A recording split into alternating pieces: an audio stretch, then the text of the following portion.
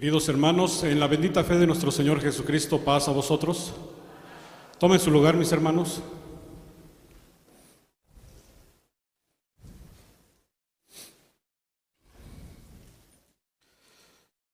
Bien, mis hermanos, pues en esta tarde quiero compartir ustedes una historia, una parábola que está en la Biblia.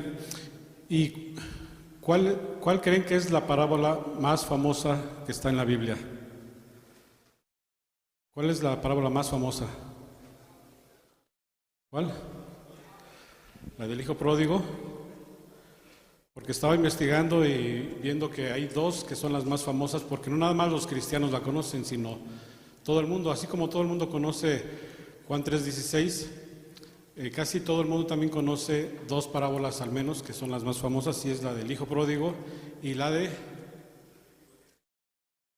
parábolas, el buen samaritano. Esas dos son las más famosas que todo el mundo las conoce.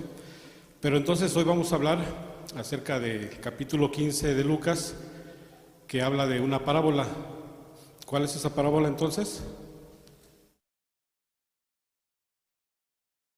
El hijo pródigo. Pero resulta que el capítulo 15, originalmente pues no existían los capítulos, los versículos, los párrafos, sino que antes fue escrito todo de corrido, hasta que ya después, siglos después, fue cuando se dividió en capítulos y se dividió también en versículos, se le pusieron los párrafos, etcétera. Y dice aquí que el capítulo 15 dice que estaban un grupo de personas, estaba Jesucristo con un grupo de personas, y por un lado estaban, dice el capítulo 15, y se llegaban a él todos los publicanos y pecadores a oírle. Entonces tanto los publicanos como los pecadores estaban ahí escuchando su mensaje. El número 2 dice, y murmuraban los fariseos y los escribas. Entonces este era otro grupo que también estaban ahí, que no eran los pecadores, más bien eran los que cumplían con la ley, los celosos, legalistas que también les llaman, los fariseos y los escribas. Pero ellos estaban murmurando, estaban criticando. Entonces eran dos grupos, estaban ahí también oyendo, pero también estaban criticando que por qué estaba con los pecadores. Entonces Jesucristo se entera y les dice el versículo 3, y les propuso esta parábola. Y todo el capítulo 15 dice que es una parábola, pero está dividida en partes, porque la primera parte, que es del versículo 4 al 6, habla de una oveja que se perdió. Después habla de una moneda también que se perdió. Después hasta el versículo 11 habla de un hombre que se perdió, que es el hijo pródigo. Y después de una tercera parte, más adelante, el versículo 25, habla del hermano de este hijo pródigo. Entonces el título de este tema se llama la parábola del hermano del hijo pródigo. O sea, no del hijo pródigo, sino de su hermano. Porque muchas veces hablamos de la parábola del hijo pródigo y terminamos justamente en el versículo 24, porque dice que este es mi hijo que fue hallado, estaba muerto y resucitó, fue hallado y se encontró, y todo muy bien, pero después, ¿qué pasó con el hermano? Entonces, pues la palabra pródigo, en realidad esa palabra significa despilfarrador de dinero, de bienes, alguien que se gasta todo su dinero, lo despilfarra en no cosas que no son útiles. O sea, cosas innecesarias, se gasta todo el dinero, todo lo que tiene se lo va a gastar. Tiene una manía, tiene un impulso a estar gastando, se vuelve una enfermedad. Esa enfermedad es justamente el prodigus, o sea, que despilfarra. Y como este personaje de la Biblia tenía esas características, por eso se puso la parábola del hijo pródigo, porque la Biblia no menciona pródigo, sino que justamente como tiene esas características psicológicas de un impulso de gastarse todo el dinero, porque dice que recibió su herencia, se va a otro lado y se la acabó, pero en nada de provecho, porque al final no tenía ni dinero, ni propiedades, ni animales, no tenía nada. Pero también su hermano, ¿cómo era su hermano también? Porque también habla aparentemente como que es una persona bien educada, muy obedecía al padre, no tenía, parece que ningún defecto, pero era lo contrario de su hermano. Mientras que el hermano era despilfarrador de dinero, porque pide la herencia, dice, pues ya quiero mi herencia y ya quiero gastármelo. Se lo gastó perdidamente, dice, o sea que muchas cosas no buenas. Pero el hermano mayor, vamos a ver que él es ahorrativo, pero en extremo. Así como hay una enfermedad que pródigos que gastan el dinero como un impulso de estar gastándose el dinero, hay otra enfermedad que es lo opuesto, que es también el ahorrador compulsivo. Y este ahorrador compulsivo también es como una enfermedad porque hay unas categorías dentro de esta persona que es muy ahorrativa en exceso. Uno de ellos es el que le llaman tacaño, una persona tacaña, que es una persona que no le gusta gastar. Nada más de pensar que tiene que gastar ya se está molestando, ya no quiere a veces asistir a ciertos lugares por no gastar. A veces no se gasta ni en cosas necesarias, cosas que debería de comprar, cosas que se requieren, no las gasta. Tiene un enojo.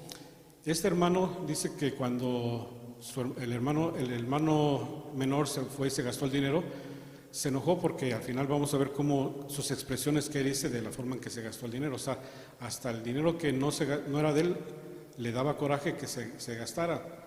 Otra categoría es también el austero. Hay personas también que ahorran dinero, sí gastan, pero lo menos posible. Pero eso les da una tranquilidad, aunque no se gasten el dinero, eso les da una sensación de tranquilidad, de estabilidad, de que no está gastando, y también son lo que le llaman, tienen aversión al consumismo, porque hay países como este país que hay una cultura del consumismo, de consumir y salen productos, 1000 productos, hasta para cualquier cosita hay un producto que diseñan, que fabrican, porque es consumir y lo hacen desechable para que no lo arreglen, no lo manden a arreglar, sino que compren uno nuevo. Es una cultura de consumir. Ellos tienen un enojo contra esto porque son extremadamente ahorrativos. Él también, este hermano, empieza a tener algo que también se llama como el complejo del hermano mayor. Se da mucho en los niños, pero también en los adultos, que empiezan a tener un cierto enojo, coraje contra los hermanos menores. También le llaman a este complejo del hermano mayor, también el complejo del príncipe que lo quitaron de su puesto, o también le llaman en psicología el síndrome o el complejo de Caín.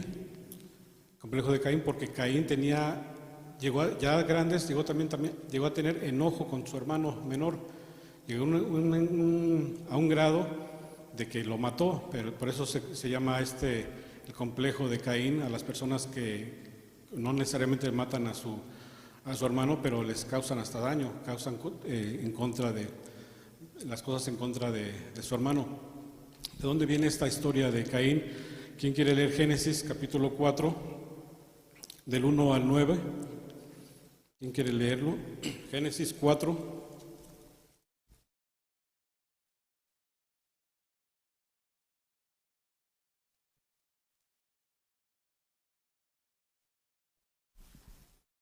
Bueno, yo lo voy a leer. Sí, mi hermana, sí, adelante, por favor. Y conoció Adán a su mujer Eva, la cual concibió y parió a Caín, y dijo, adquirido he varón por Jehová. Y después parió a su hermano Abel, y fue Abel pastor de ovejas, y Caín fue labrador de la tierra. Y aconteció andando el tiempo, que Caín trajo del fruto de la tierra una ofrenda a Jehová. Y Abel trajo también de los primogénitos de sus ovejas y de su grosura. Y miró Jehová con agrado a Abel y a su ofrenda. Mas no miró propicio a Caín y a la ofrenda suya. Y ensañóse Caín en gran manera, y decayó su semblante. Entonces Jehová dijo a Caín: ¿por qué te has ensañado, y por qué se ha inmutado tu rostro? Si bien hicieres, ¿no serás ensalzado? Y si no hicieres bien, el pecado está a la puerta. Con todo esto, a ti será su deseo, y tú te enseñorearás de él. Y habló Caín a su hermano Abel. Y aconteció que estando ellos en el campo, Caín se levantó contra su hermano Abel y le mató. Y Jehová dijo a Caín: ¿dónde está Abel tu hermano? Y él respondió: no sé, ¿soy yo guarda de mi hermano? Amén. Gracias, mi hermana. Algo sucedió en la vida de ellos que cambió Caín, lo transformó a tener un coraje, un odio, una envidia, un resentimiento contra su propio hermano, porque no dice otras cosas más que algo cuando entregaron las ofrendas y no vio con agrado la ofrenda de él. ¿Por qué? Pues quizás porque la hizo sin ganas, porque la hizo de mala manera, porque el otro puso todo su empeño, todo su cariño, todo su amor, y él sintió coraje, sintió rabia, hasta que pues quiso matar. Y cuando le pregunta, así muy quitado de la pena, dice: yo no sé dónde está, ¿acaso yo soy guarda de mi hermano? ¿Tengo que estarlo vigilando? Y bueno, viene el castigo contra él, pero un castigo grave. Pero hay personas que tienen, no necesariamente los matan, pero tienen este síntoma, esta manía, esta enfermedad de que cambian por cuando algo pasa en las vidas, ya aunque sean grandes también, que empiezan a tener enojo contra sus hermanos. Si recibió herencia, si recibió mejor trato, si aparentemente le va mejor en la vida, pero eso de aparentemente o la suerte, como dicen, no existe, sino todo lo que nos pasa son también son consecuencias de nuestros hechos, de nuestro actuar, de todo lo que hacemos. Bien, entonces, regresando al capítulo 15, pues vamos a ver vamos a leer un poco acerca del hijo pródigo, que le digo, no existía la palabra pródigo, que hasta después.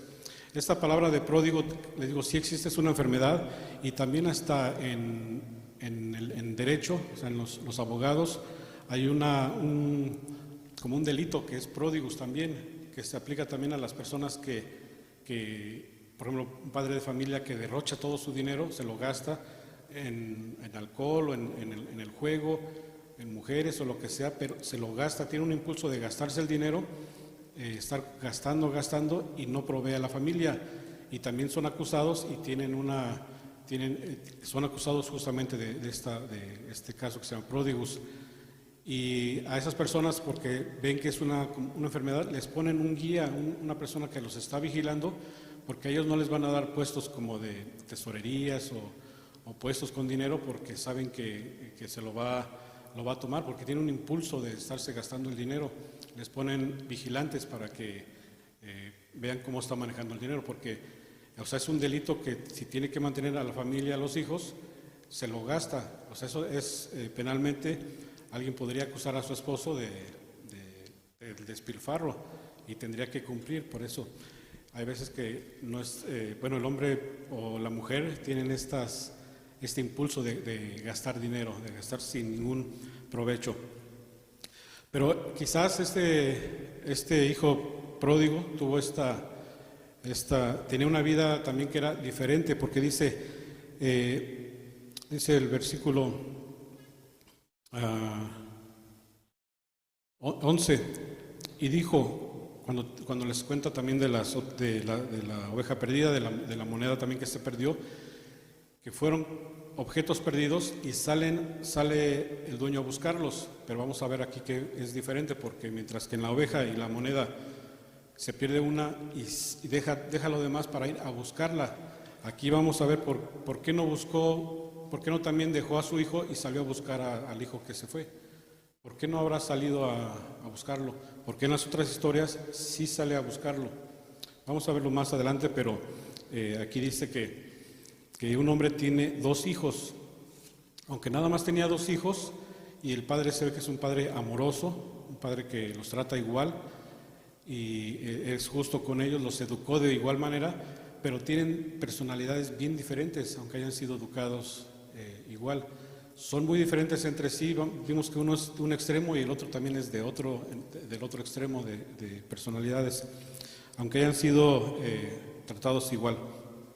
El versículo 12: el menor de ellos dijo a su padre: Padre, dame la parte de la herencia que me pertenece. Dice, y les repartió la herencia. Entonces le pide la parte de su herencia, pero aquí dice de la hacienda, pero de la hacienda, de lo que tenían de terrenos, de lo que tuvieran, lo que contenía la hacienda justamente, porque no había bancos, no había ahorros, no había dinero, digamos, sino que eran las tierras, era la hacienda, era lo que contenía la hacienda, el ganado, las casas, lo que tuviera. Entonces dice, le pide la hacienda, dame lo que me pertenece, y les repartió la hacienda. O sea, no nada más le dio a él, sino que al otro también, al mayor, a los dos le da la hacienda, la parte que le corresponde. ¿Y cuánto le tocó al mayor y cuánto le tocó al menor? ¿Cómo? Partes iguales. Tiene dos hijos nada más, pero vamos a ver lo que dice Deuteronomio capítulo 21. ¿Quién lo quiere leer? Deuteronomio del 18 al 21, para ver si les correspondía igual. Deuteronomio 21.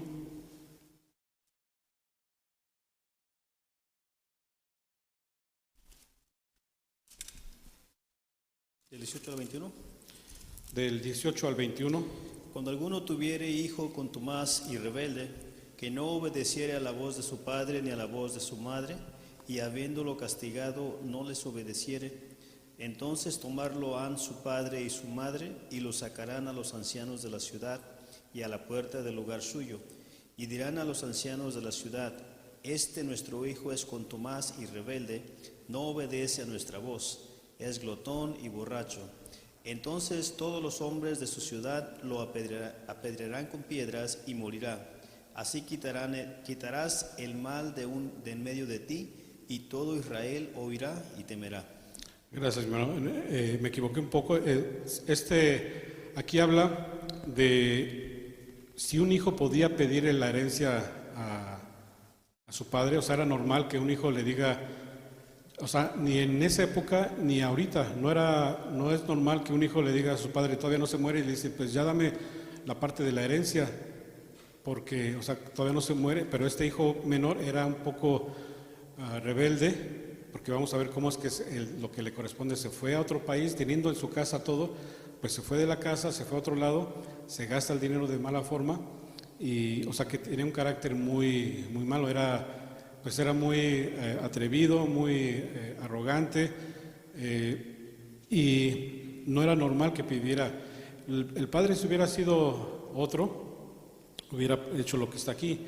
A un hijo que le contesta a su padre que fuera grosero, pues lo demandaba, lo acusaba y lo apedreaban, porque dice, entonces todos los hombres de la ciudad lo apedreaban con piedras y morirá. Así quitarás el mal de en medio de ti, y todo Israel oirá y temerá. Antes se castigaba, no nada más eran los cinturonazos o con la tabla, como en unos tiempos. Yo creo que ahora ya no, me imagino que ya no, pero en tiempos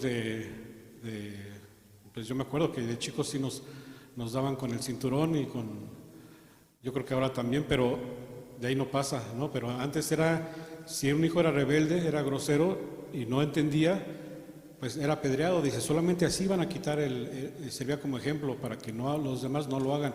Si alguien no se atrevía a hacerlo, ya sabía cuál era su castigo. Entonces no lo hacían, no lo volvían a hacer más bien nadie se atrevía a hacerlo porque ya sabía lo que les tocaba. Pero este hijo, aunque fue atrevido al pedirle la herencia, pues el padre amoroso le dio el dinero.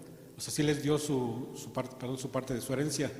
Pero entonces, ¿cuánto es lo que le correspondían? Se encuentra en el versículo 15 de este mismo capítulo 21. Dice, cuando un hombre tuviere dos mujeres, aquí da un ejemplo, un caso extremo, ¿no? Porque obviamente un matrimonio normal, pero vamos a ver lo que dice aquí. Cuando un hombre tuviere dos mujeres, la una amada y la otra aborrecida, y la amada y la aborrecida les parieren hijos, y el hijo primogénito fuere de la aborrecida, será que el día que hiciere heredad a sus hijos, lo que tuviere no podrá dar el derecho de primogenitura a los hijos de la amada, en preferencia al hijo de la aborrecida, que es el primogénito, mas al hijo de la aborrecida reconocerá por primogénito, para darle 2 tantos de todo lo que se hallare que tiene, porque aquel es el principio de su fuerza y el derecho de su primogenitura. El derecho de su primogenitura es suyo, del que nació primero. Da un caso extremo, por ejemplo, si tuviera un matrimonio irregular, pues el que nace primero es el primogénito. Pero si tuviera, dice aquí, 2 mujeres, una, digamos, la principal, la otra la aborrecida, obviamente la amada tiene más derechos, es la esposa principal, y las 2 estuvieran embarazadas, pero nace primero el de la aborrecida, aunque sea de la aborrecida, pero nació primero, es el primogénito. A él le van a corresponder dos tantos, y a los demás 1. O sea, después a los que nacieron, a los que nazcan, digamos, si tiene 5 hijos, divide la parte entre 5, o entre 6, porque al primogénito le van a tocar 2 partes, dice 2 tantos. Entonces, aquí como eran dos hijos nada más, a uno le tocó 2/3 partes, al mayor, y al menor 1/3, porque al primogénito le tocaba 2 tantos. Entonces, pero aún así, el menor, pues 1/3 parte le era suficiente. Dice, y 13, y no muchos días después, juntándolo todo, el hijo menor partió lejos a una provincia apartada. Allí desperdició su hacienda viviendo perdidamente. Entonces, unos días después, ya que yo creo que vendió sus tierras, vendió lo que le correspondía, juntó el dinero y se fue a viajar por el mundo, ¿no? Se fue a vivir en un lugar donde no lo conocieran, porque ahí eran digamos que hijos de buena familia. El padre se ve que es un hombre justo, honrado, y es una familia pues noble, o sea, una familia buena, pero él se va lejos a otro lugar y dice que se gasta, desperdició el dinero, por eso se le llama el hijo pródigo, porque se pone a despilfarrar todo el dinero viviendo perdidamente. Cuando dice perdidamente, quiere decir que son cosas, cuando algo se pierde, quiere decir que ya no está bien, ya no es bueno. Este hijo entonces estaba como perdido, tanto se había extraviado porque ya no estaba en casa, pero también estaba perdido en otro sentido, que estaba haciendo lo malo, como que no tenía ya tenía cosas buenas que ver de él. Entonces, cuando dice aquí que el hijo perdido, un padre normalmente sale a buscar a su hijo. Aquí el papá no salió a buscarlo porque ya era un hijo, digamos, mayor de edad, ya sabía lo que hacía, se va, mientras que la moneda y la oveja son como personas que no tienen la capacidad de regresar, como que digamos un hermano nuevo que no conoce todavía de la palabra, apenas está conociendo y ya no regresa. Es como que se perdiera porque todavía no está bien sólido. Tenemos que buscarlo, tenemos que ir a recuperarlo para que regrese, porque se salió, todavía no está bien.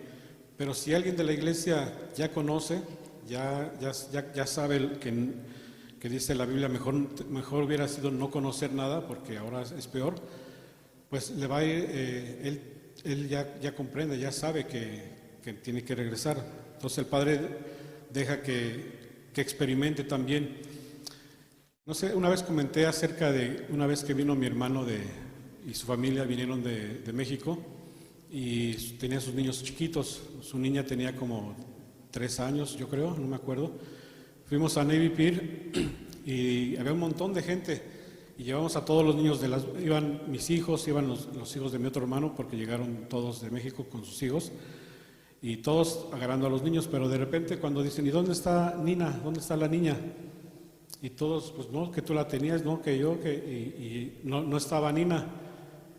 Y el papá salió corriendo, o sea, mi hermano salió, me acuerdo que salió corriendo a toda velocidad, pues despavorido. O sea, él no esperó no dijo, pues ya aparecerá, o para qué se va, ¿no? O sea, él salió a buscarla y hasta que regresó con ella, la trajo de la mano, porque un padre no va a dejar perder a su hijo, lo va a recuperar y no va a descansar hasta que aparezca. Pero aquí el hijo mayor el hijo menor, que o sea, un niño no sabe todavía, pero es como las monedas, la oveja que no sabe todavía y hay que recuperarlos. Pero este hijo, aunque era el menor, pero ya sabía y tenía que escarmentar, tenía que vivir ciertas cosas. El padre ya sabía de que pues, tiene que a veces experimentar para que valore, porque a veces teniéndolo todo no valoramos nuestro hogar, no valoramos o no valoran lo que tienen a su familia, que tienen a su padre, tienen a su hermano, tienen su casa, y él no valoró, se le hizo fácil gastarse el dinero e irse. Dice el 14, y cuando todo lo hubo malgastado, vino una grande hambre en aquella provincia y comenzóle a faltar. En esa ciudad o país donde estaba, vino una crisis, una devaluación, una recesión, y se puso fea la situación y no había empleo, no había casi nada, y se quedó sin dinero. Entonces después pues empezó a padecer las consecuencias de no haber ahorrado, no haber sido prevenido, sino todo se lo gastó pensando como que todo es fácil en la vida, como que todo lo voy a tener o que mi padre me va a ayudar siempre. Dice el 15, y fue que llegó a unos de los ciudadanos de aquella tierra, el cual le envió a su hacienda para que apacentare los puercos. Algo que, por ejemplo, ni siquiera las gallinas, sino los puercos, fue ahí humillado, fue ahí, perdió su dignidad, ahí perdió su honor, su renombre, su familia, su alcurnia, perdió todo ahí porque, siendo que era hijo de buena familia y teniendo todo, ahora tenía un empleo de lo más bajo. Dice aquí que apacentase a los puercos, a los marranos, y no nada más ahí, dice, y deseaba henchir su vientre, o sea, quería comer ahí, se le antojaba hasta las algarrobas que comían los puercos, pero nadie se las daba. De la desesperación, ya del hambre que tenía, dice, aunque sea lo que están comiendo los puercos, pero quisiera eso, pero no se lo daban porque acaba de entrar a trabajar, yo creo que todavía no le daban. Y ahí dice, y el versículo 17, que es bien importante lo que dice aquí, porque dice, y volviendo en sí, dijo, ¿cuántos jornaleros en casa de mi padre tienen abundancia de pan y yo aquí perezco de hambre? ¿Qué significa el pan? La palabra de Dios, pero aquí literalmente dice, aún hasta los trabajadores, los siervos de mi padre, o sea, los que le sirven al padre, tienen abundancia de pan, porque están trabajando honrados, porque hacen lo bueno y tienen abundancia, y con esa abundancia de pan viven bien, tranquilamente. Y yo aquí, pero dice, y volviendo en sí, o sea, esta palabra dice volviendo en sí, significa que, y recapacitando, y dándose cuenta de la realidad, valorando ahora sí lo que tuvo, lo que tenía, con quién vivía, en dónde vivía, o si su hermano, lo que sea, tenía una vida bien. Dice, ¿cuántos jornaleros? Hasta los jornaleros tenían, ahí comprendió todo y empezó a valorar lo que había dejado, lo que había perdido, empezó a analizar su vida, empezó a valorar, a recapacitar en todo lo que estaba haciendo y empezó a arrepentirse también de lo que había hecho, porque no dijo, bueno, pues voy a seguir trabajando y después poco a poco ahorro y empiezo desde abajo, sino que recapacitó. Dice el 18, me levantaré, aunque caigamos, dice aquí, pues me voy a levantar, aunque haya caído a lo más bajo, ahí con los puercos, me voy a levantar e iré a mi padre, pero no para decirle, papá, vengo por más herencia o dame ahí algo dice, no, dice, y le diré, Padre, he pecado contra el cielo y contra ti.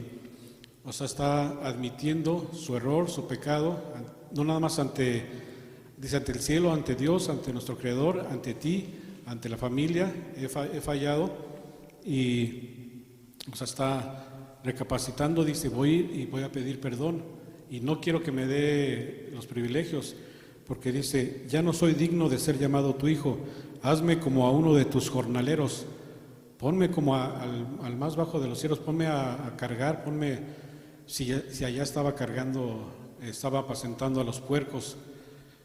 Dice el 20, y levantándose vino a su padre, y como aún estuviese lejos, viólo su padre, o sea, lo vio su padre, y fue movido a misericordia, y corrió y echóse sobre su cuello y besóle. Él quizás va a decir, bueno, mi papá a lo mejor no me va a correr, a lo mejor me va a castigar, me va a tratar mal, pero al contrario, dice, le dio mucho gusto de que ver a su hijo que regresa, y fue, lo abrazó y lo besó. Pues qué padre a sus hijos los van a rechazar. Hasta cuando uno ya es padre empieza a darse cuenta, a valorar también, porque a veces somos hijos y hacemos cosas que a veces no está bien. Cuando uno es joven, pues comete ciertas cosas o se le hace fácil llegar tarde a la casa, por ejemplo, y aunque los padres están preocupados, pues uno a veces no le importa mucho, pero aquí el padre pues estaba esperándolo, sabía que iba a regresar y le dio mucho gusto y lo recibió. El hijo le dijo, Padre, he pecado contra el cielo y contra ti, y ya no soy digno de ser llamado tu hijo. Mas el padre dijo a sus siervos, sacad el principal vestido, o sea, la ropa mejor, la de gala de él, la mejor vestimenta, el principal vestido, y vestidle y ponerle un anillo en su mano. Un anillo era un símbolo de jerarquía, de tranquilidad, era un símbolo también, dice, póngale el anillo como el anillo del príncipe, casi, y zapatos en su pie. O sea, vístanlo, denle todo, vístanlo, arréglenlo, denle otra vez todo, porque dice, y traed el becerro grueso y matadlo, y comamos y hagamos fiesta. Sea como sea, hagan lo que hagan los hijos, pues siempre vamos a recibirlos bien, como padres de familia. Tenemos que estar apoyando siempre a nuestros hijos, obviamente poniendo los valores, principalmente porque si alguien comete un robo, por ejemplo, pues va a tener que tener su castigo, pero siempre, pase lo que pase, siempre vamos a apoyar a nuestros hijos, vamos a quererlos, a amarlos, a recibirlos, y nuestro Padre, nuestro Dios, nuestro Creador, pues más todavía, más que un padre. Lo dice Mateo, vamos a ver, Mateo capítulo 7, versículo 11.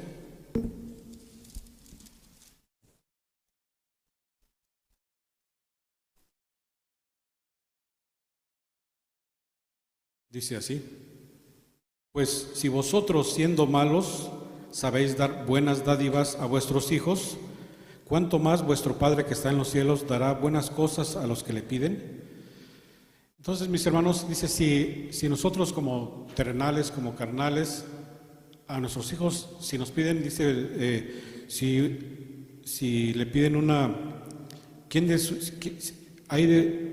¿qué hombre hay de vosotros a quien si su hijo pidiere pan, le dará una piedra? O sea, por mucho que el hombre pueda ser malo, si su hijo le pide pan, le va a dar una piedra, o sea, a su hijo lo va a apoyar, más nuestro Padre. Por eso es que hagamos lo que hagamos, nos vaya como nos vaya, pidámosle al Padre, porque Él es Padre amoroso e incondicional, dice, y Él nos va a apoyar, nos va a ayudar, nos va a sacar nos va a levantar si estamos tirados, como dice ahí, como dijo el hijo pródigo, me levantaré y regresaré a mi padre, le pediré a mi padre, y el padre lo recibió con mucho gusto. Hasta ahí termina, habla del hijo pródigo, porque dice, porque el versículo 24 dice, porque mi hijo muerto era y ha revivido. Habíase perdido y es hallado. Y comenzaron a regocijarse. Dice, mi hijo estaba muerto, no muerto literalmente, pero lo daban por muerto porque ya no estaba con ellos, estaba como muerto. Dice, y ha resucitado porque ha regresado, está nuevamente con ellos. Estaba perdido, o sea, perdido en el bajo mundo, en las cosas que no son sanas, pero ha regresado, dice, es hallado, o sea, ha dejado de estar perdido. Entonces, hasta ahí habla del hijo pródigo, pero enseguida entonces viene la historia del hermano mayor, que dice, y su hijo el mayor estaba en el campo, el cual como vino y llegó cerca de casa, oyó la sinfonía y las danzas, dice también en otras versiones, y oyó la música y el baile, porque estaban de fiesta. Después dice, y llamando a uno de sus criados, preguntóle qué era aquello, y él le dijo, tu hermano ha venido y tu padre ha muerto el becerro grueso por haberle recibido salvo. En otras versiones dice por haberle recibido bueno y sano, o sea, sano y salvo, bien, en buenas condiciones. Pero en vez de preguntarle al papá, decirle, papá, ¿qué está pasando? O ir con su hermano para decirle, bueno, ¿cómo estuviste? ¿Qué fue lo que pasó? Le pregunta a una persona que aseguró algo, como una verdad a medias. Cuando a veces nos preguntan, hay gente que a veces manipula la noticia por alguna razón. A lo mejor le dijo, vino tu hermano en buen estado, pues a lo mejor para que no se vea como, que no se preocupe, pero en vez de causarle agrado, le dio enojo porque dice, o sea, ¿cómo es que confió en el criado? Le dio la noticia de que dice, tu padre está haciendo fiesta porque vino tu hermano sano y salvo. Y en realidad venía, yo creo que muy delgado y muy en mal estado, y aparte venía oliendo ¿a qué venía oliendo el hijo pródigo? A puerco, a alcohol, a toda la suciedad que puede, pero a puerco, como dice, o sea, como un puerco, algo muy sucio, venía oliendo a suciedad, a pecado también, a suciedad, venía oliendo porque estuvo con los puercos y aparte en todas las cosas malas. Aún así su padre lo abraza, lo besa, pero no venía, yo creo, en buenas condiciones, venía todo arrepentido, flaco, ojeroso, etcétera. Y le dice, no, él vino bien, porque le preguntó a su hermano en vez de preguntarle al padre. ¿En quién debemos confiar cuando necesitamos saber algo? Pues ¿a quién le debemos preguntar primero? ¿Al padre o al que sabe o al que tiene la versión, o al hermano o al padre? Pero le pregunta al hijo en vez de ir con el padre y le cree y se empieza a molestar. Dice Salmo 118, ¿quién lo quiere leer? Salmo 118, del 8 y 9. Salmo 118. Dice así, 118, verso 8, mejor es esperar en Jehová que esperar en hombre, mejor es esperar en Jehová que esperar en príncipes. Amén. Amén. Entonces dice que no confiemos tanto en el hombre, es mejor confiar en el Padre, en Jehová, en nuestro Dios, en nuestro Padre. Es mejor confiar en el Padre que en los hombres, o aunque príncipes, aunque gente que aparentemente es importante, dice es mejor creer en la palabra de Jehová. Y aquí le cree mucho le cree lo que dice el criado, y el criado a lo mejor inocentemente, a lo mejor no se dio cuenta, no se informó bien, pero hasta después le comenta además porque le dice, vamos a ver ahorita por qué, pero no sabía, pues vamos a ver que hasta le dice, tú vino bien, y aparte yo creo que le comenta que dice, fue y se gastó el dinero con prostitutas, porque dice ahí, cuando le reclama él al padre, le va y le dice, tu hijo que se gastó el dinero con las prostitutas, o sea que el siervo le contó toda la historia también, o sea que no, a veces cuentan cosas y pueden llegar a meter también en problemas. A veces algunas gentes manipulan la información, algunos medios o noticieros también manipulan la información dependiendo de algo que quieran que se sepa, no dan la información correcta, porque hay gente que no tiene, a veces gente por inocencia o porque es perversa, manipula. ¿Y quién es el padre de la mentira? Satanás. Y Satanás puede engañar a cualquiera para que mienta. Si somos débiles, podemos dar también noticias falsas. Ya ven que hay unos citas, en libros de citas, por ejemplo, frases célebres, que le llaman, o citas, de personajes famosos, y había una que me pareció importante porque decía esta cita, dice así, más o menos me acuerdo, decía: no creas en todo lo que viene en el internet, nada más porque viene una fotografía o algo así, porque hay gente inescrupulosa que pone información falsa, y esto lo escribió Abraham Lincoln. ¿Están de acuerdo con esa frase? ¿Sí? Pues no, porque lo escribió Abraham Lincoln, y cuando vivió Abraham Lincoln no existía el internet. Por eso es que dice, no creas en todo lo que aparece en el internet, aunque venga con fotografías y todo, porque hay gente que a veces es inescrupulosa y pone cosas falsas, y lo firma Abraham Lincoln. Pues no había ni televisiones, ni internet, ni nada. O sea, ese es algo irónico de cómo es que a veces también creemos en todo lo que vemos por el internet, por los medios, por el Facebook, por el WhatsApp, como se diga. A veces ponen información y se crea la noticia, y puede causar hasta miedo, pánico, pavor, porque son noticias a veces, o noticieros que dan también noticias sensacionalistas, nada más para tener más rating. Pero no quiere decir que no podamos confiar entonces en las personas, o que no vamos a confiar en los demás, porque la palabra dice que no confíes en el hombre, confía en Dios. Y entonces ya si le pregunto a alguien: no, me estás mintiendo. No, que sí es verdad, no, me estás mintiendo porque eres hombre. Pues no, tampoco, mis hermanos. Por lo tanto, debemos de ser nosotros buenos cristianos, buenos hijos de Dios, y siempre hablar con la verdad. Ante todo, la verdad, sea lo que sea, también puede a veces ser algo no adecuado.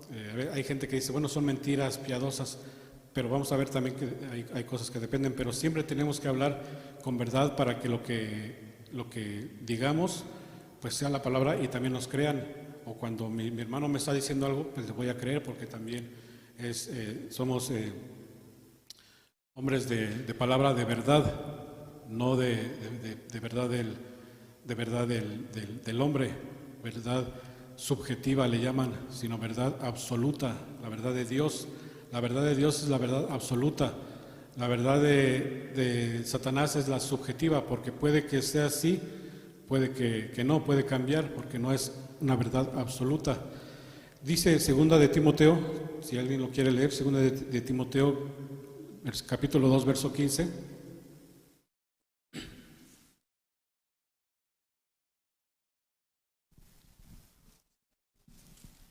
Dice así de esta manera, segunda de Timoteo 2:15, procura con diligencia presentarte a Dios aprobado, como obrero que no tiene de qué avergonzarse, que traza bien la palabra de verdad. Amén. Amén. Dice todos, no nada más para los obreros, como obrero, que tu palabra sea en la verdad de nuestro Dios, no la verdad del hombre, porque la verdad del hombre puede ser, como les digo, mientras que en un país es una verdad, en otro país puede ser ser diferente, pero la verdad de Dios, esa es absoluta, en esa es la que debemos de hablar siempre. Dice, como obreros en la palabra de verdad de nuestro Dios. Dice entonces, también continuando, dice, versículo 28, entonces se enojó y no quería entrar, salió por tanto a su padre y le rogaba que entrase. Se enojó cuando escuchó esto, de que ya regresó el hermano, y se gastó todo el dinero, y todavía regresó sano y salvo como si nada, llegó bien saludable, y todavía hacen fiesta por él. Y no quería entrar con su padre a su casa.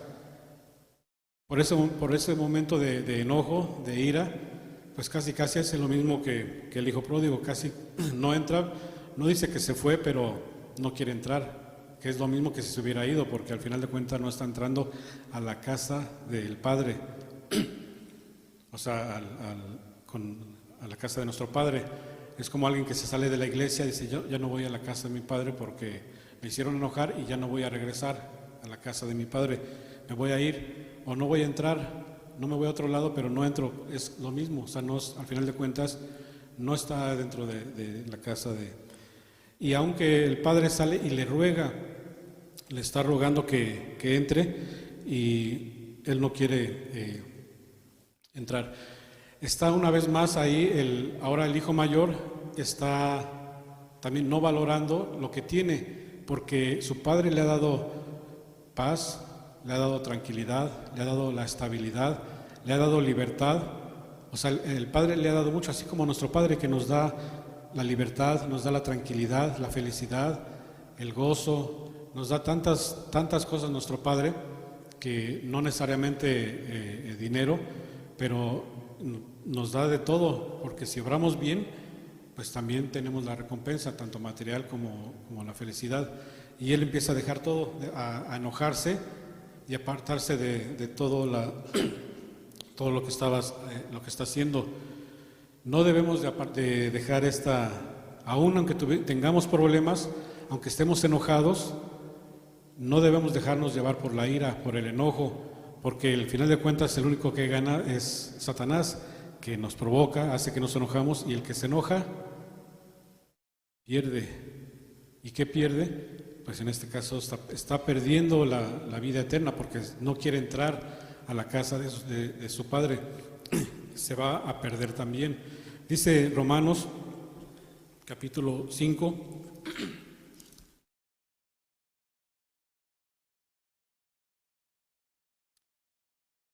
del 3 en adelante, dice así: y no solo esto, mas aún nos gloriamos en las tribulaciones, sabiendo que la tribulación produce paciencia. Aún en los problemas, aún con todo lo que pase, dice, pues nos podemos gozar también, porque si nos vamos a entrar en miedo, en pánico, en enojo, en ira, nos perdemos. Pero aquí dice, aún en las tribulaciones, sabiendo que la tribulación produce paciencia. La paciencia prueba, y la prueba esperanza, y la esperanza no avergüenza, porque el amor de Dios está derramado en nuestros corazones por el Espíritu Santo que nos es dado. Porque Cristo, cuando aún éramos flacos, a su tiempo murió por los impíos. Ciertamente apenas muere alguno por un justo, con todo podrá ser que alguno osara morir por el bueno. Mas Dios encarece su caridad para con todos, porque siendo aún pecadores, como Cristo murió por nosotros. Cristo murió, dio la vida para que nosotros podamos no estemos perdidos, para que tengamos vida, para que resucitemos si estábamos perdidos, porque no somos, como vimos en la mañana, no somos pueblo natural de Dios, pero ya por Cristo entonces ahora sí hemos sido ingeridos. Entonces aún nos podemos enojar, dice, pero que no se meta el sol antes de que nos contentemos de solucionar los problemas. Nos podemos enojar, pero no siempre, no estar, porque entonces ya se va a volver algo enfermizo, estar enojado, y ya toda mi vida me enojé por un detalle y ya no le hablo a la persona, y siendo que lo podemos arreglar rápido y fácil, cualquiera que sea la situación. Dice el verso 29, mas él respondiendo dijo al Padre, he aquí tantos años te sirvo, no habiendo traspasado jamás tu mandamiento, y nunca me has dado un cabrito para gozarme con mis amigos. Entonces ella le está como reclamando, dice, pero si yo te he servido y tú nunca me has dado ni un cabrito o sea, le está reclamando algo que le dio a su hermano, pero si a él ya le dio su parte de su herencia, ya le dio todo. Por eso dice, mas cuando vino tu hijo, que ha consumido tu hacienda con rameras, has matado para él el becerro grueso. Entonces le dijo, hijo, tú siempre has estado conmigo, y todas mis cosas son tuyas, mas es menester hacer fiesta y holgarnos, porque tu hermano muerto era y ha revivido, habíase perdido y es hallado. Y ahí termina la historia de del hermano, del hijo pródigo, pero a veces podemos ser de una forma, actuar de una forma, venir aquí, pero nuestro subconsciente puede hablar y delatarnos, porque a veces decimos cosas hirientes a alguien, pero dije, ay no, perdón, no quise decir eso, no quise ofenderte, no quise, o sea, físicamente, literalmente no lo quería decir, conscientemente no lo quería decir, pero el subconsciente sí lo quería decir, y se le salió el subconsciente y ya ofendió, ya dijo algo que no quería decirlo, pero lo tenía en el subconsciente, o sea, sí lo quería decir, pero no se atrevía, el subconsciente lo delata.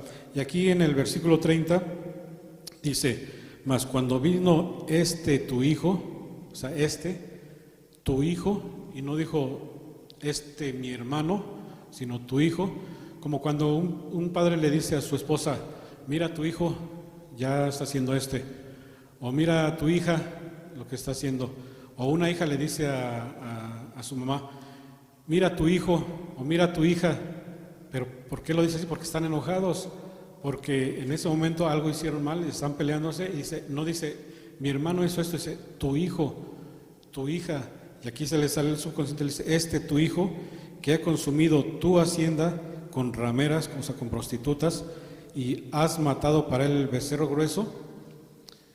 Él está muy enojado y desconoce a su hermano, porque es tu hijo, no lo reconoce, pero el padre muy amoroso, muy sabiamente, le dice, entonces le dijo, tú siempre has estado conmigo, o sea, en tiempo presente tú estás, hasta ahorita tú estás conmigo, siempre has estado y estás.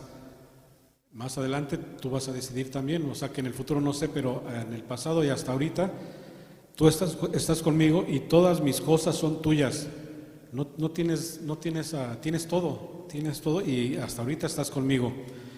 Mas era menester hacer fiesta y holgarnos, porque tu hermano, no dijo mi hijo, le está diciendo tu hermano, le está recordando que no es que sea mi hijo, es tu hermano, y como es tu hermano también es tu prójimo.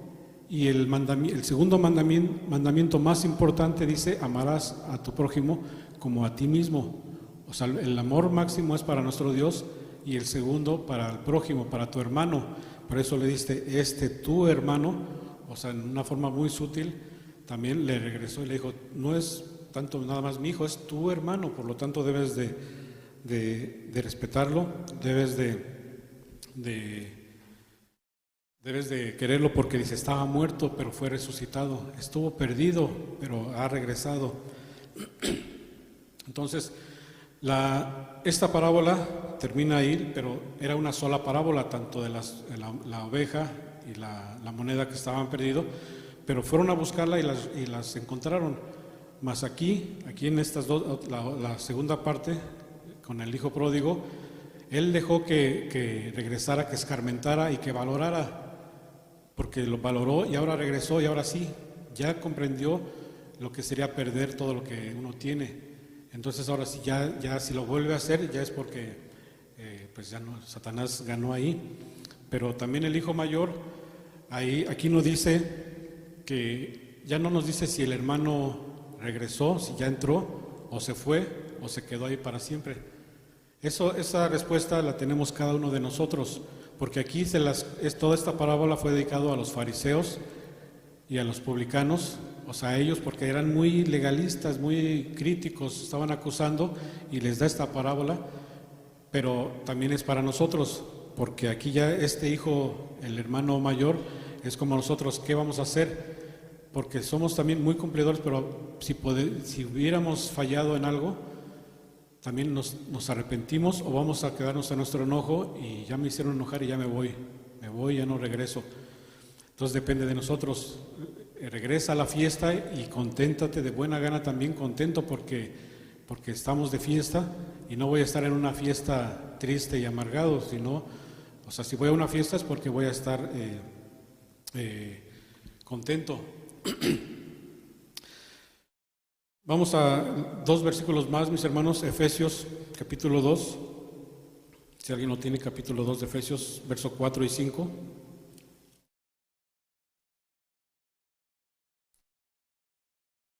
aun estando nosotros muertos en pecados, nos dio vida juntamente con Cristo. Por gracia sois salvos. ¿Dijo 4 y 5? 4 y 5. Oh, perdón. Empero Dios, que es rico en misericordia, por su mucho amor con que nos amó, aun estando nosotros muertos en pecados, nos dio vida juntamente con Cristo. Por gracia sois salvos. Amén. Por gracia, ¿cómo dijimos que era gracia? Favor no merecido. O sea, no lo merecíamos, pero por ese amor, por esa gracia nos dio vida, porque estábamos en pecado, y la paga del pecado es muerte. Entonces por Cristo hemos sido resucitados, hemos vuelto a la vida, hemos sido perdonados, tenemos ese don, pero depende de nosotros entonces que nos humillemos, porque si no nos humillamos, va a pasar lo del hijo pródigo que no se enalteció y se fue. Al final se humilló y regresó. Y el hijo menor, el hijo mayor, que era humilde, se enalteció, por lo que va a ser humillado si no cambia su actitud. Dice también en la misma parábola, para terminar, el mismo Lucas, pero ahora el versículo 7, dice así: os digo que así habrá más gozo en el cielo de un pecador que se arrepiente que de 99 justos que no necesitan arrepentimiento. Uno que se arrepienta es por esa persona que se arrepintió, dice, aunque sea uno, hay más gozo, habrá más gozo en el cielo si un pecador se arrepiente. Y el versículo 10 dice: así os digo que hay gozo delante de los ángeles de Dios por un pecador que se arrepiente. Así es que, mis hermanos, ¿quiénes somos? ¿El hijo pródigo o el hijo mayor? Ya no somos la oveja o la moneda porque que alguien necesita rescatarnos, porque ya no nos dan leche, sino ya nos dan más alimento más sólido, ¿verdad? Ya nos podríamos considerar como el hijo mayor, que pues tenemos que estar siempre en la casa de nuestro Dios, pero que si algo nos hace enojar, pues nos humillemos también y no vayamos a seguir, porque podemos llegar a perder todo lo que hasta ahorita hemos conseguido por un momento de ira, sea lo que sea. Dice, por eso debemos siempre de humillarnos y arrepentirnos y no volver a hacer lo que estábamos haciendo, porque habrá, dice, mucho gozo en el cielo, en la tierra, en todos lados habrá mucho gozo por alguien que ha regresado. Mis hermanos, que Dios los bendiga a todos y paz a vosotros.